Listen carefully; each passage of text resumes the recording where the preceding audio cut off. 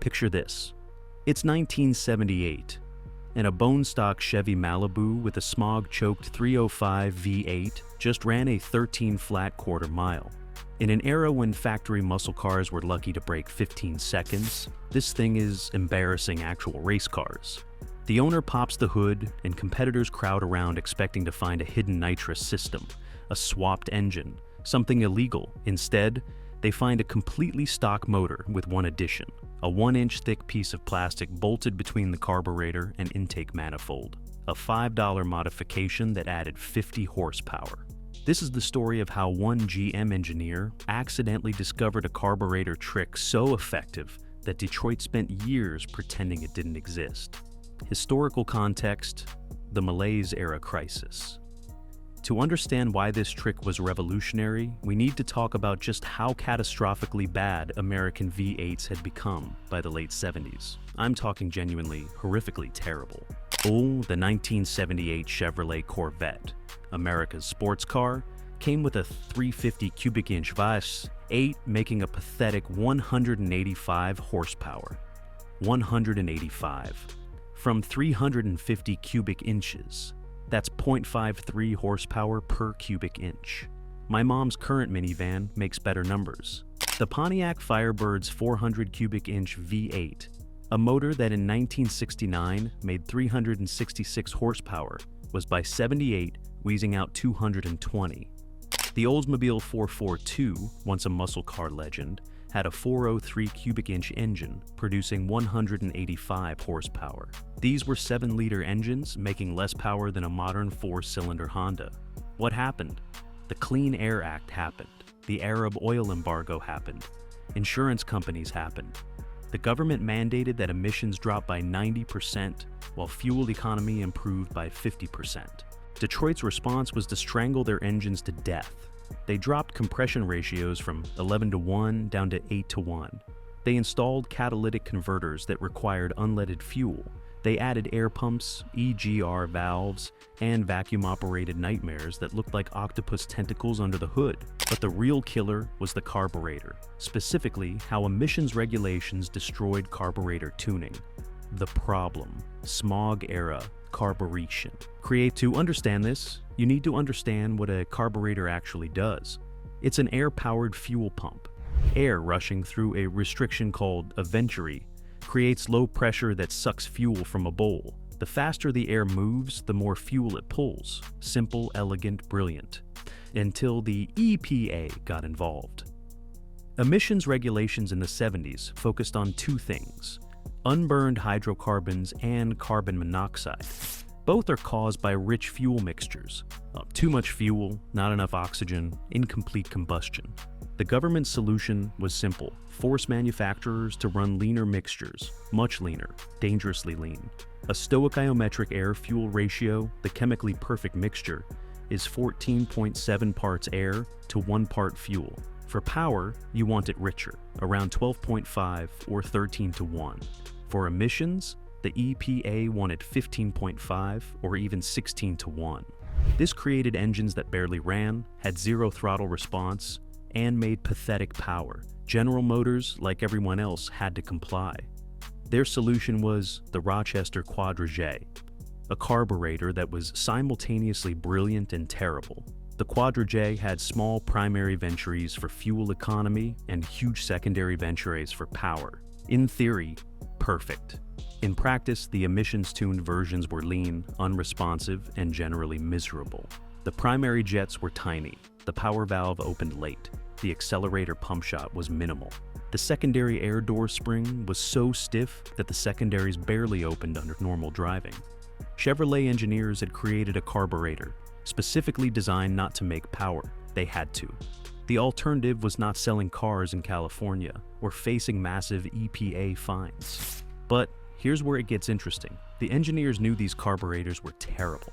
Internal GM documents from '77 show carburetor division engineers complaining that their designs were being compromised by emissions requirements. They knew they could make better carburetors.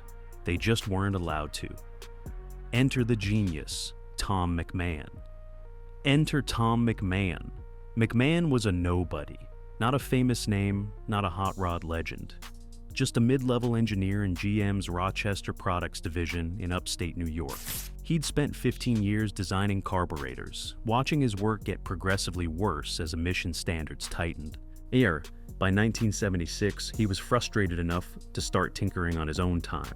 McMahon's obsession was airflow, specifically how air actually moves through a carburetor and intake manifold. Everyone focused on steady-state flow, the kind you measure on a flow bench. But real engines don't run at steady state, they pulse. Every time a valve opens, it creates a pressure wave. Every time it closes, another wave. These pulses travel through the intake manifold at the speed of sound, bouncing off walls, interfering with each other, creating chaos. Most engineers ignored these pulses. Too complicated, too variable, too hard to predict without computers. McMahon became obsessed with them. He'd spend lunch breaks in the GM library reading old SAE papers about intake dynamics, wave theory, resonance frequencies. His coworkers thought he was weird. His managers thought he was wasting time. The discovery. The plenum. Spacer principle. One day in late '76, McMahon was eating lunch at his workbench, absent-mindedly stacking gaskets. He had a quadrajet sitting there, some intake manifold gaskets, and he just started playing. What if you put a spacer between the carburetor and manifold? Would it change the pressure waves? Would it affect mixture distribution? He pulled a piece of phenolic resin from the shop scrap bin. Phenolic is a hard plastic used for electrical insulation, heat-resistant, cheap. He cut it into a square, drilled 4 holes for the carburetor studs, and bolted it to his personal car's engine. A 75 Monte Carlo with a 350 small block making about 150 horsepower. The difference was immediate and dramatic. The throttle response improved instantly. The engine revved cleaner, pulled harder, felt alive in a way it hadn't since it was new. McMahon thought he was imagining things. He removed the spacer. The car went back to being a slug. He reinstalled it. Instant improvement. He borrowed a chassis dyno at work after hours. With the stock setup, the 350 made 147 horsepower at the wheels. With the 1-inch phenolic spacer, 193, 46 horsepower from a piece of plastic. He ran the test 3 times thinking the dyno was broken.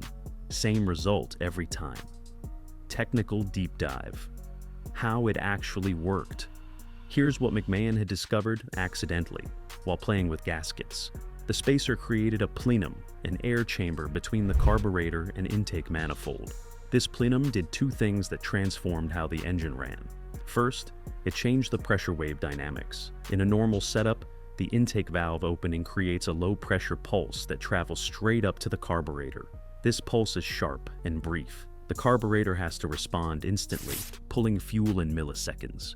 But carburetors are mechanical, they can't respond that fast, especially emissions-tuned ones with tiny jets and weak accelerator pumps. The spacer created a buffer. The pressure pulse hit the plenum first, spreading out, losing its sharp edge. The carburetor saw a longer, smoother pressure drop. It had more time to respond, could pull fuel more effectively. The result was better fuel delivery, especially during transients when you stab the throttle.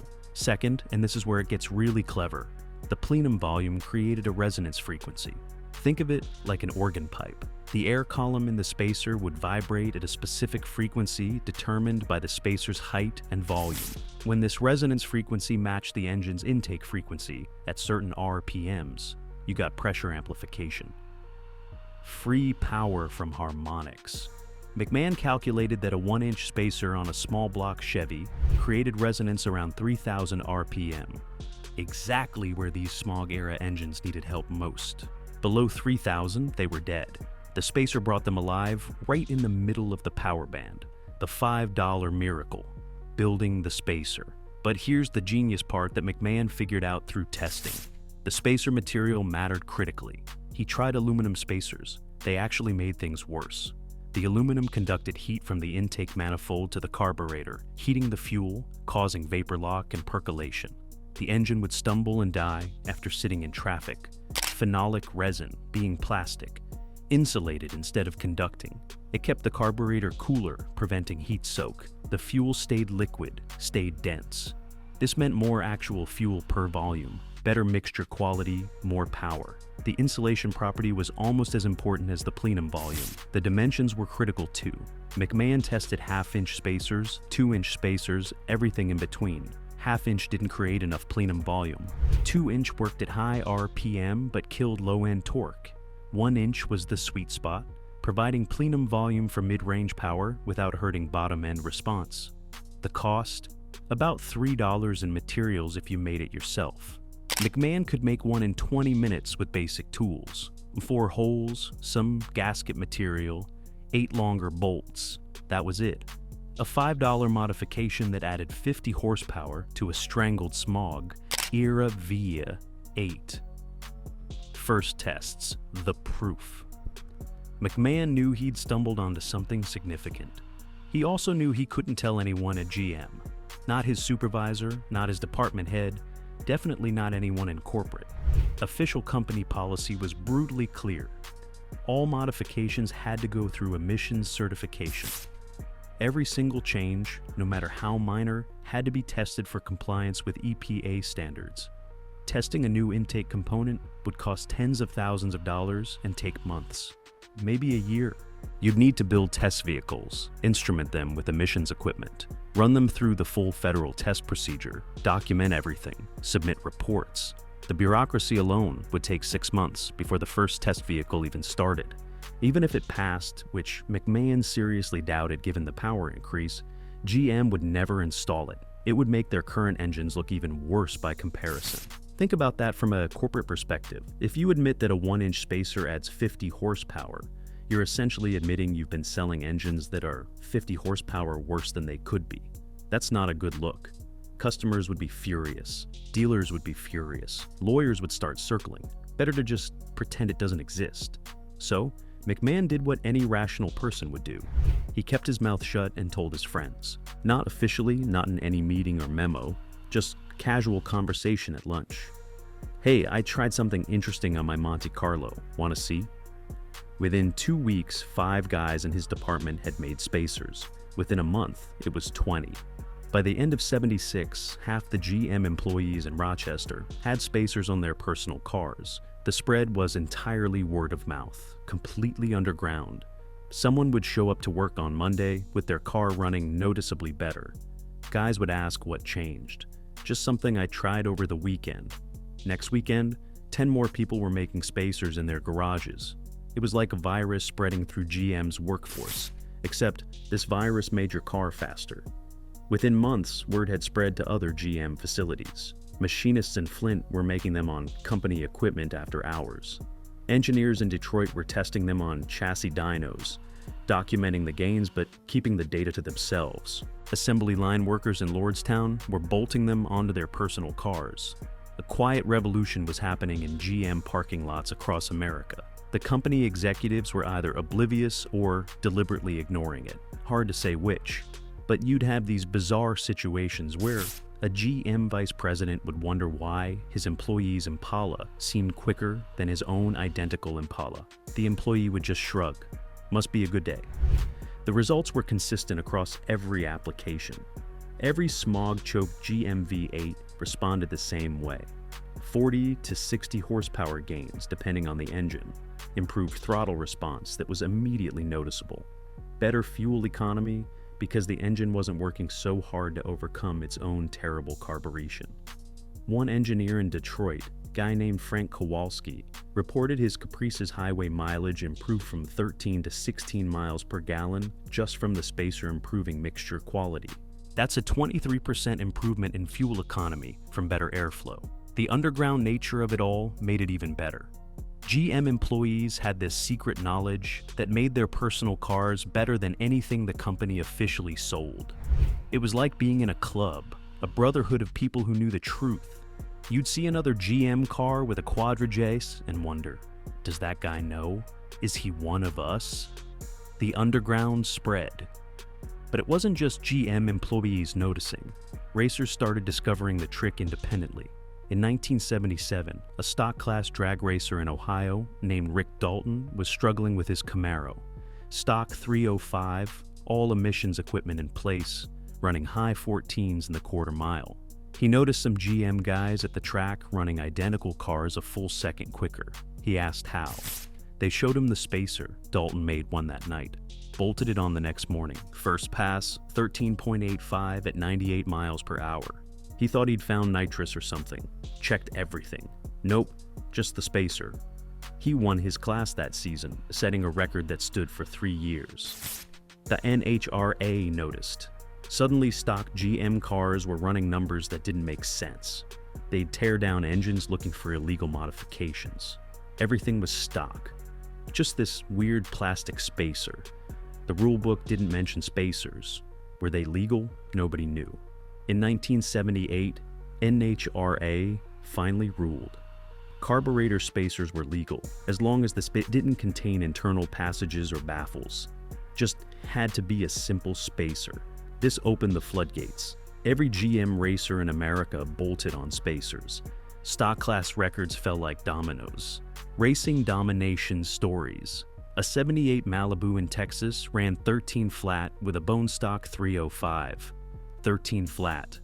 From a Smog-era economy car with emissions equipment still attached. The guy's name was Carl Henderson, and he showed up at Houston Raceway Park in August of '78 with what everyone assumed was a grocery getter. First pass, 13.07. Tech inspectors tore the car apart looking for cheater parts. Found nothing but the spacer. A Monte Carlo in Florida went 12.8 with a 350. That car belonged to a real estate agent named Maria Gonzalez, who used it as her daily driver during the week and raced it on Saturdays. She'd literally drive to the track with the air conditioning on, make a dozen passes in the 12s, then drive home and pick up her kids from soccer practice on Monday. Stock car, $5 spacer, 12.8 at 107 miles per hour. These were mid-13-second cars stock. Now they were low 13, high 12-second cars with $5 in parts. Let that sink in for a moment. Half a second to a full second improvement from a chunk of plastic. In professional drag racing, teams spend $50,000 for 1/100th of a second. These guys were finding 10 times that improvement for the cost of lunch. Racers running Fords and Mopars were absolutely furious. They'd show up with their Mustangs and Dusters, cars they'd spent weekends tuning, carefully selecting parts, getting everything perfect. Then some guy in a Secretary Spec Malibu would beat them by 3 car lengths. The humiliation was unbearable. They tried spacers on their cars, desperately hoping for the same magic. Minimal improvement. Maybe 5 or 10 horsepower if they were lucky. Usually nothing at all. The magic only worked on GM's Rochester Quadra J carburetors. Ford guys tried everything. Different spacer heights, different materials, custom machined units. Nothing worked. The Quadrajet had some unique property that responded to the spacer. Everything else just didn't care. Why? The Quadrajet's design. Those tiny primary ventures created very specific airflow patterns. Sharp, concentrated streams during cruise and light throttle. The large secondaries created completely different patterns when they opened, like suddenly dumping a bucket of air into the engine. The spacer's plenum allowed these flows to mix and stabilize before entering the intake, smoothing out the turbulence. Ford's Motorcraft carburetors and Chrysler's Carter carbs didn't have the same flow separation. They were more conventional designs with consistent venturi sizes. The spacer helped, but not dramatically. This made GM racers nearly unbeatable in stock classes. A properly built spacer was worth half a second in the quarter mile. In stock racing, that's an eternity. That's the difference between first and fifth place.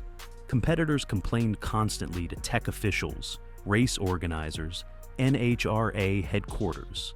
Some tracks tried banning spacers outright, calling them modifications. Racers pointed out they were legal per NHRA rules, just a carburetor mounting spacer, no internal baffles or passages. The arguments were endless and hilarious, with Ford guys literally standing in tech inspection areas measuring GM spacers with calipers looking for any rule violation they could protest.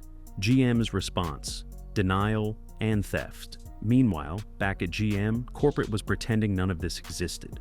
Internal memos from 1978 show executives were aware of the spacer modification. Engineers had submitted reports. The data was undeniable, and management's response was to bury it. Why? Emissions testing. If GM officially acknowledged that a simple spacer added 50 horsepower, it meant their engines were capable of much more power than they claimed. This would trigger EPA scrutiny. Why were they detuning engines so severely? Could they meet emissions with more power? The questions would be endless and expensive. There was also the embarrassment factor. If a nobody engineer in Rochester could find 50 horsepower with a piece of plastic in 20 minutes of work, what did that say about the thousands of engineers in Detroit making six-figure salaries? It made the company look incompetent. Better to ignore it. But they did steal the idea. By 1980, GM was quietly testing intake manifolds with built-in plenum volumes. The later tuned port injection systems incorporated plenum principles directly into the design. The spacer's physics influenced decades of GM intake development. They just never credited McMahon or admitted where the idea came from. McMahon himself got nothing. No bonus, no recognition, no promotion. He retired from GM in 1992 after 37 years, having designed carburetors that were progressively compromised by regulations. His one moment of genius, the discovery that could have revolutionized GM's Smog-era engines, was officially ignored while being unofficially copied. Why Detroit hated it. The spacer trick spread beyond racing. Hot rodders discovered it independently, not through any organized channels, but through that beautiful grapevine of guys hanging out at speed shops and swap meets. Someone would show up with a suspiciously quick Camaro. Word would get around. Pretty soon, half the parking lot at the local cruise night had homemade spacers bolted on. Street racers loved it even more. Here's why. In the late 70s, street racing was all about sleepers. You wanted your car to look completely stock, so some guy in a modified Mustang would take the bet. A carburetor spacer was invisible. Close the hood, and nobody knew it was there. You'd roll up to a stoplight looking like somebody's grandma's Caprice, and then absolutely destroy some poor kid who'd spent $3,000 on headers and an intake manifold. One legendary story from Los Angeles involves a guy named Eddie Torres who supposedly won over $40,000 street racing a bone-stock-looking 77 Monte Carlo in 1979 and 80. Stock paint, stock wheels, stock exhaust sound. The only modification was McMahon's spacer trick. He'd pull up, people would laugh at the land yacht, and then he'd take their money. Eventually, people stopped racing him, so he had to sell the car and build something else.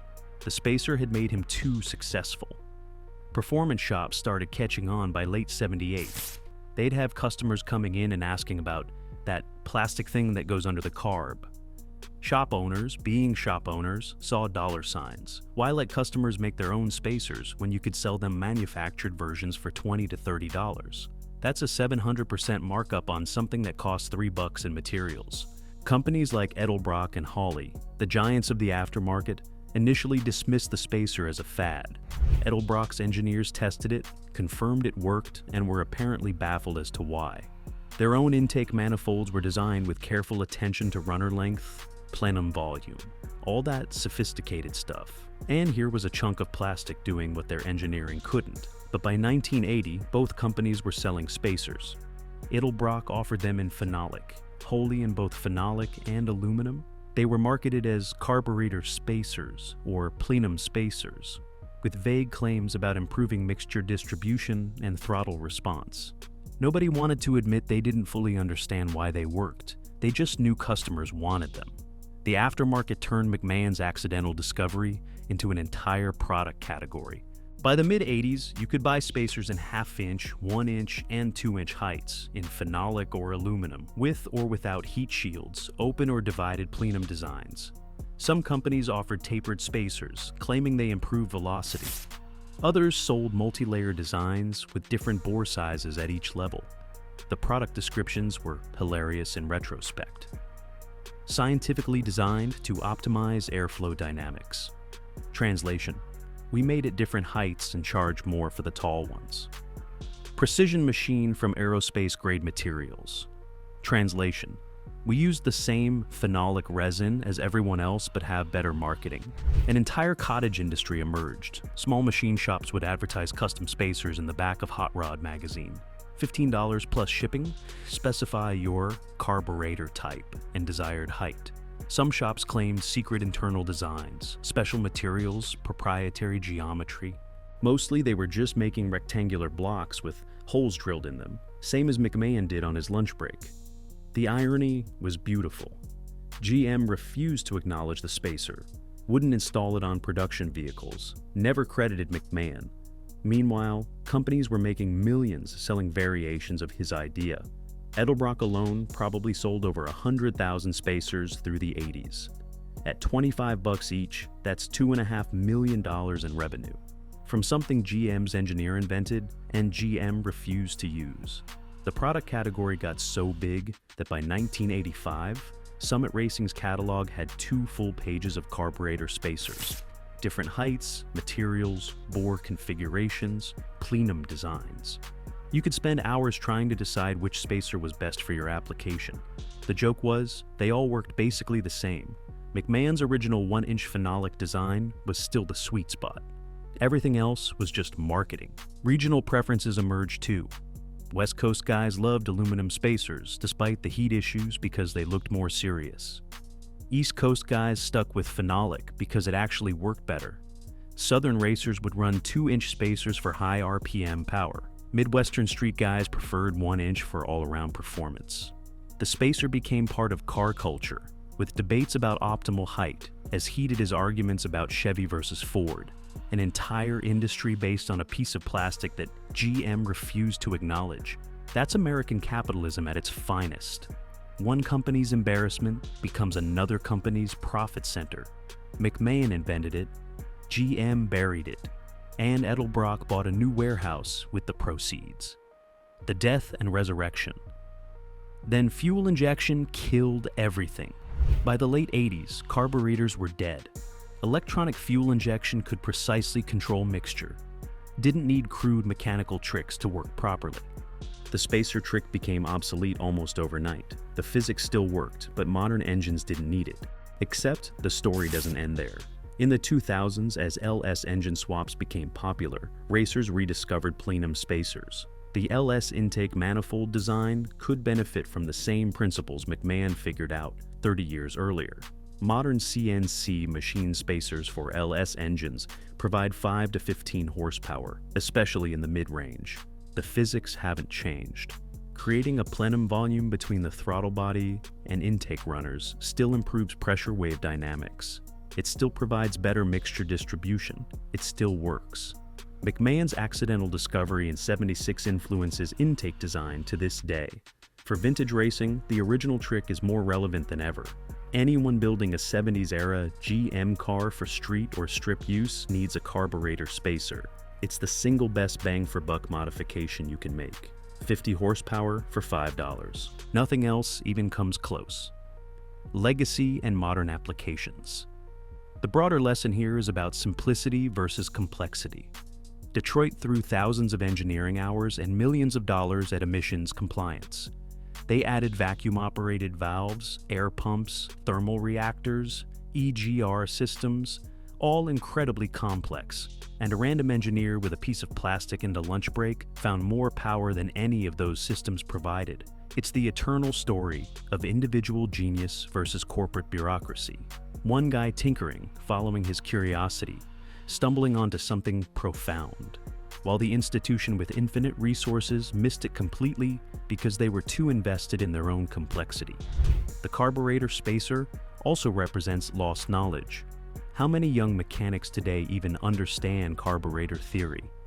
How many could explain Venturi effect, pressure waves, or plenum resonance? The art of carburetor tuning is dying. The old guys who understood this stuff are retiring or dying. Their knowledge goes with them, but maybe that knowledge isn't as lost as we think. The principles McMahon discovered apply to any air-breathing engine. Pressure waves, resonance frequencies, plenum volumes. These physics work on turbocharged 4 cylinders just like they worked on Smog-era V8s. The application changes, but the science remains. What other simple solutions are sitting out there, waiting to be discovered? What other $5 modifications could transform modern engines? We've gotten so caught up in electronics, computers, and complexity that we might be missing obvious mechanical improvements. The GM carburetor spacer trick reminds us that sometimes the best solutions aren't the most sophisticated. Sometimes a chunk of plastic beats a team of PhDs. Sometimes lunch break tinkering accomplishes more than corporate R&D. Sometimes the answer is so simple that everyone overlooks it. Tom McMahon died in 2007. His obituary mentioned 37 years at GM, a wife, 3 kids, 6 grandchildren. It didn't mention the carburetor spacer, the 50 horsepower discovery, or the thousands of racers who benefited from his accidental genius. He's forgotten by history, but every time someone bolts a spacer onto a quadrajet, they're using McMahon's discovery. Every time a vintage GM muscle car runs quicker than it should, that's his legacy. Every modern intake manifold designed with plenum principles owes something to a bored engineer stacking gaskets at lunch. The insane GM carb trick didn't just turn slow V8s into race monsters. It proved that innovation can come from anywhere, that simple beats complex, and that sometimes the best ideas are discovered by accident by people nobody's heard of. McMahon never got famous, never got rich, never got credit. But he found 50 free horsepower in the worst era of American automotive history. And honestly, that's pretty cool. So next time you're working on a problem, remember the carburetor spacer. Sometimes the solution isn't more technology, more complexity, more money. Sometimes it's just a piece of plastic, an inch tall, sitting in exactly the right place. Sometimes genius is that simple. You just have to be curious enough, stubborn enough, and bored enough at lunch to discover it.